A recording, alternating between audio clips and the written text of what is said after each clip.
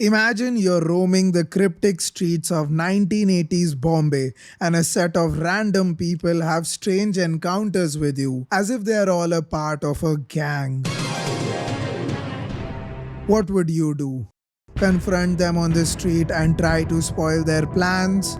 Infiltrate their location and lace their pakodas with cannabis? Play along with them to realize their sophisticated schemes? Or helplessly sing a romantic song as a means to ask Shakespeare for help?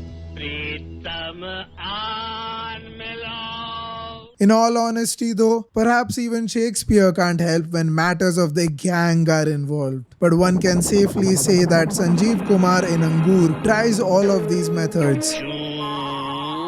And whether he succeeds or not is a part of the joke inside of the film. In this edition of Retro Revisit, we'll be looking at one of Bollywood's most legendary comedy films, the Gulzar directed Angoor, which builds from Shakespeare's comedy of errors and brings to light not one, but two Deven Vermas and Sanjeev Kumars, eventually even making us as an audience confused as to who is who. The film features some delightfully iconic characters and a situational comedy rarely witnessed in Bollywood. It is a film that is full of innocent performances by the likes of Maushami Chatterjee, Deepthi Naval, and Aruna Irani.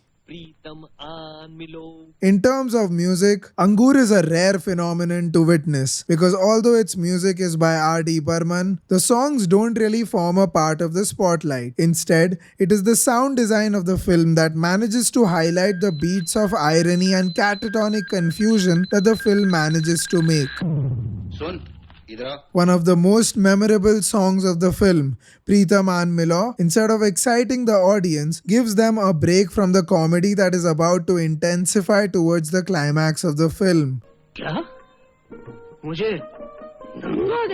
Angoor is a movie that truly stands on the shoulders of giants when it comes to dialogue. The first giant being Shakespeare, who forms the ironic fabric of the story. The second being Gulzar, whose way with words gives us a nuanced set of lines that have ever since elicited cackles from all generations. And the third giant being Sanjeev Kumar, whose conspicuous delivery is over the top in just the right way. Very good.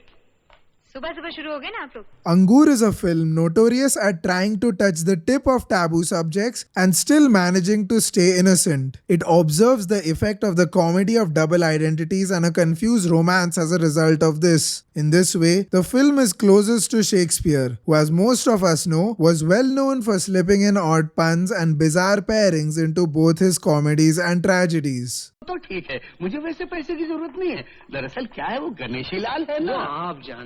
Perhaps one of the funniest jokes of the film is that it picks Chedilal as its villain, a jeweler who simply can't get work done on time and keeps delaying his promised goods to the customer. His sidekick Mansoor manages to amp up the confusion of the film,